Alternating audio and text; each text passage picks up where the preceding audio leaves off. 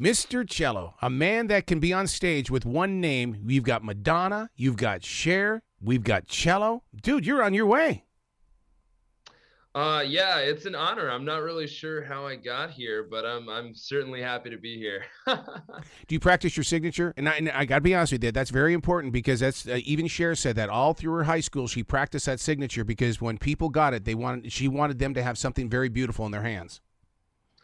That's really funny. No, I haven't, but there's been a few people, my friends, that asked for a signature, so I wrote Tom Hanks. So maybe I should get around to it. To be where you are, and like you kind of made it mention that that it's kind of like a pinch me moment just to find out if it's real. How is it that you're convincing yourself that yeah, this is the real deal? Yeah, I mean, there's a moment of realization when you first see the stage and you walk on stage and you work with the incredibly talented musicians that are literally here to support your voice, and support the song that you're singing. And to actually see the four chairs and the people in them and to see people turn for you, it's all something that you can't fully experience just by watching it. It's just something on a completely different level when you're actually there. Have you gone back to watch the video? Because I mean, you've got some serious calm going on there. It was like you've been doing this for 30 years. I mean, you were very much in control. Wow, I really appreciate that. Thank you so much. I certainly have watched it, probably to the point where I could consider myself a narcissist, just over analyzing every little thing that I was doing. And I was like, what's that weird thing I'm doing with my hand? Oh, that's weird. But ultimately, I'm glad that most people liked the energy that I was bringing to the table. Is it because you come from that worship band experience because you know that the lyrics that you're sharing really do have the ability and power to get inside someone's heart? Sure. I mean, honestly, my if we're talking about like a God perspective, my whole headspace was what a unique opportunity for me to praise the Lord. Hmm. Just to showcase what the Lord has given me in this opportunity, and hopefully I can bless other people through this performance. I wasn't focused on the outcome at all. I was just thinking if I can give a good performance, even if no one turns, I'll be satisfied. So the fact that two people turned for me was pretty insane to actually see come to fruition. Well, your experience reminds me so much of what my pastor Stephen Furtick shares, and that is how is God moving through you, and He's moving through you in the way that you're reaching. Mm, okay. Yeah. Yeah. It's like, it's really fascinating for me because it's like I have this idea of whatever I want is like not good, but but I'm learning that sometimes what God seems to want at least might also be what I want as well. So that's really what this whole experience felt like. Well, you're in such a perfect place when it comes to all shapes of music because worship music these days really is a great rock song. Sure. Yeah, sure. And also I'm a firm believer of worship not even having to be lyrical. Like there's Hmm. definitely instrumentals that can be very metaphysical. I'm so with you on that because I'll go to the YouTube channel and I'll look up frequency music and you try to figure out what your frequency is and what you're going to do with your inner core energy. And you're right, the instrumentation, I don't need words to get in the way. I just need something to get inside me. Hmm. 100%. 100%. When did you realize that you had it? I mean, it was like, wow, everybody else is playing baseball, everybody else is they're going to, they're hanging out and all that kind of stuff, but you found yourself, trying to sculpt something that others didn't see in you just yet. That's a huge compliment. I really appreciate that. And I guess the answer to that question is I don't know if I have it or not. Okay. What I think I do have, and I hope I have it, and it's really great to hear that a lot of people think I do have it. But I think one thing that I do have is a knowledge of what I want, and a desire, and I'm taking the actions to get what I want, which is I want to reach a point where I can make my own sound and share it with people, to hopefully become a collaborator and an artist. Yeah, Doesn't that start with communication? And I'm going to go really super deep on you here because I think you'll understand where I'm coming from. Communication sure. between the inner core creative self and the outside core who's performing it. There has got to be a conversation between those two people. Okay. Because Like the creativity comes from the core. It comes from the inside. And it's sitting there and it's talking, it's knocking on your heart, it's doing everything to get your attention all day, all night. And all of a sudden, those fingers on the outside of that real guitar have got to be able to listen to that inner core. Sure. Yeah. I definitely feel blessed to have a lot of creative ideas, and to actually express them as well, to reach a musical competency where I can express the ideas that I want to express feels like a gift in itself. So that's what I plan on doing, with my original work. I'm going to be having some original music out for the first time, in December. So I'm excited to share those creative ideas with everyone. So now, do you how do you market that in the way of just going to SoundCloud? I mean, what how do you iTunes, things like that? Yeah, it'll be on all major streaming platforms. It'll be a single that is released first, that I wrote and produced myself. And I've over the past couple of years, I've been working on the craft of music production so I can reach a point where I can share, an accurate idea of what goes on in my head. And I feel like I'm finally reaching a point where I can do that. So I'm hoping that people will enjoy that. Being your own engineer in a project like that, how do you set aside the perfectionist, or do you just allow that side of your personality to have a presence, but your voice don't let it be too loud?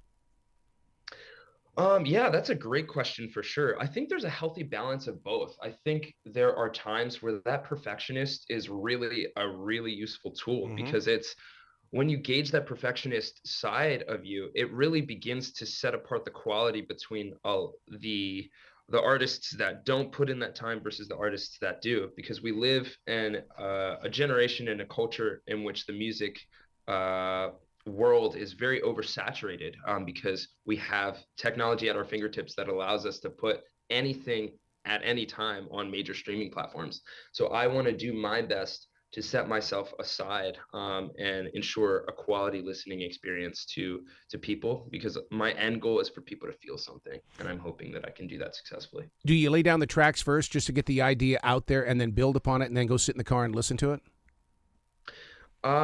Often, yeah, the creative process is different. Mm-hmm. For most songs, sometimes it's a lyric that I just write in my phone. It sits for a year, and then next thing you know, in the span of a couple days, it's a song. Sometimes, I use voice memos a lot, where I'm beatboxing and making my own melodies. And sometimes, the stars align and everything works out, and I'll have a song done in about like 12 hours or something like that, where I have a completed body of work.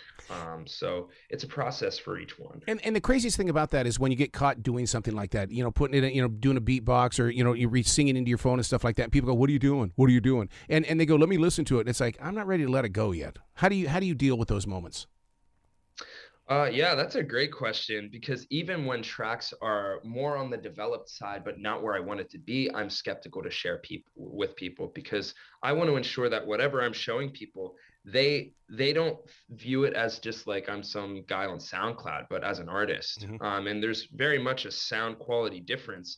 So if I'm sharing my music with someone that I don't know very well for the first time, I want to make sure that it's worth sharing. How are you getting people to those places where the music is? Because I'm blessed with the opportunity to talk with a lot of these major acts and stuff like that, and they look at the streaming services as being the giant Tower Records or Music Land, a record store where they can go and choose. But there's still that daily goal of how do they choose us? Right. Yeah. And I think that's where The Voice has become a very unique and incredible opportunity for me, because I'm very suddenly, propelled onto this center stage where people are going out of their way to look up my name and to follow me on Instagram and see what I'm doing. So I'm doing my best to engage in content, engage in followers, and build a relationship to the best I can, and give people a reason to check me out and give me a chance. Because if I can reach a point where there are strangers that genuinely like my music sharing it with other strangers, I feel like I'm on a good path. Don't you love this page in music history in the way that the artist is also the promoter? Because I was just recently with the group Tyrant, and the lead guitarist was telling me, he says, "I'm also the guy that does the social media work, and I order the merchandise." And I'm going, I love this stuff. I love this. Yeah, it's such an incredible opportunity to be in this point in time with the technology we have, because I mean 20 years ago, I don't know if I would have been able to do what I'm doing now in terms of producing my own stuff and sending a mix coordinator, um, and sending my songs to a mix engineer that's on the other side of the Yeah, country. yeah. So I'm just very, very grateful to have the technology that we have, to be able to do everything independently. Oh my God! You just gave me a big flashback. The mix engineer, that final mix and things like that. If you don't have open conversation during that moment where they explain the journey, I mean, this is an opportunity for you to be the student. Yeah, 100%, 100%, because it's mixing is its own craft and its own art in itself, and it should not be taken lightly. It's I would argue that in a lot of cases, it may even be more important than the production sometimes because it can make or break a song. It can definitely define the character of a song for sure. And I definitely aspire to have an ear where I can mix independently. So working with people that are a lot more established and experienced is 100% an incredible learning tool. Well, how are you teaching yourself to listen beyond sound, where you have to listen beyond those vocals and you're picking up on what those fingers are doing on that guitar? Sure, yeah, a lot of YouTube, a lot of Yeah. YouTube, a lot, because most of my musical journey has been entirely by myself through YouTube and through educational videos, and trial and error. So it's like when I first got my music software, I had no idea what EQ was or compression or anything like that, and utilizing the plugins and what's a third-party plugin. But over the time of playing around and finding the hours and hours of educational content, I'm getting to a place where I can understand those things. All right, you brought up compression. One of the things that I've talked about with a lot of these musicians is the fact that they are letting go of a lot of that compression. They said I need more room so that people can hear the physical instrumentation of the songs. Sure. Yeah. Yeah. And I think there's a good intimacy with that because picking up the little details and the fingers running across the fretboard Mm-hmm. or something like that. There's an intimacy to that. There's a realness to that. And I like the idea of having those incorporated with a very upfront vocal because there's another intimacy to the vocal just being really close. Creating with Camila Cabella. First of all, wow, wow, because I really believe she's going to be with us for many, many multiple years. She has the plan, the purpose, and she knows the art of the performance. What are you taking away from this moment in your creative history? That I truly can be an artist and not just a singer. Yep. Because Camila really articulated that she sees me as an artist, and not just a contestant, and that really means a lot, especially coming from her. Let's talk about that, becoming an artist, because my becoming an artist happened to me while I was walking down a hallway at a radio station in Charlotte, where all of a sudden, I got so disgruntled with how I was behaving in the creative world. It was like, why am I this way? And then this guy walked into me and he goes, because you're an artist. And I went, that was it. And that it just, I felt calm in that moment. Have you had one of those moments? That's an interesting question. There's not anything that comes to my mind initially other than the fact that through different interactions that I have with friends and people, there's I'm labeled as this hyper creative individual. So I guess it's me kind of accepting that, which relates to artistry in itself. Mm-hmm. I want to put some time on what listeners maybe don't know about you, and that is that in New York State, you're part of the coronavirus hotline. You are there on that call, and with this QB 1.1 or whatever you guys are getting up there in the New York area right now, your heart is going to have to be stretched out a long ways over the next few months. Yeah, for about a year and a half, I've been a coronavirus hotline operator where I would assist individuals with vaccine information. And for a while, I was also scheduling appointments, and assisting any general information. I got paid to talk to people, and I really enjoy talking and helping people. So that's been great. Don't you think that was a calling from the guy upstairs too? Yeah, sure. Yeah, I mean, what an incredible opportunity to help people in that position, but then to be propelled onto a stage which is essentially my dream to make people feel, and help people in a musical way, has been absolutely incredible. Well, it kind of reminds me of the story. Oh, I'm going to get all biblical on you here for a second. It kind of reminds me of the Sure. story of where, you know, Jesus is on the boat with Peter and everybody, and they cast the nets to the other side and they catch the fish. But that wasn't the end of the story. They had to go ashore and feed the people. And to me, I mean, that's exactly what you're doing. You threw the net over to help people with coronavirus, and then all of a sudden now you're on shore to be with people. That to me is the voice, or that's what I'm picking up as a viewer and having a conversation with you. You're on the land now.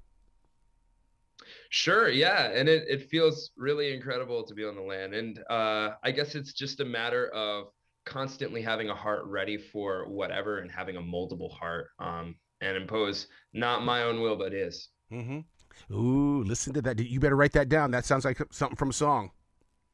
Yeah, it may or may not be in some notes. So the song that you're going to be releasing in December, tell me about it. Is it going to be a spiritually driven song, or do we even can we go the Amy Grant route where she never had to ever say that she did spiritually driven songs? So this song is it's kind of like a journal entry for me. Oh, nice. Yeah, so the first half of the song is about a loss of a relationship, and the second half is God's influence on it. And it's funny how we were talking about this because one of the lines in the song at the end is "Make me your disciple, Father, you're delightful. I don't want to depart from your side." It was a very emotional experience for me writing and producing that, and I'm hoping that I can touch others through it. This, you know, I'm here in the South, so I can say amen, amen. Excellent. Dude, what's your website where people can go and find out more about you and give you some love? Sure. Yeah. So I'm very active on my Instagram at Life of Chello, Chello. I hang out and interact with a lot of people there, and that's where I'll be promoting a lot of my music. I love it, man. Please come back to this show anytime in the future, Chello. The door is always going to be open for you. That sounds great. I would love to. All right. Well, you be brilliant today, okay? Will do. Thank you so much. Thank you.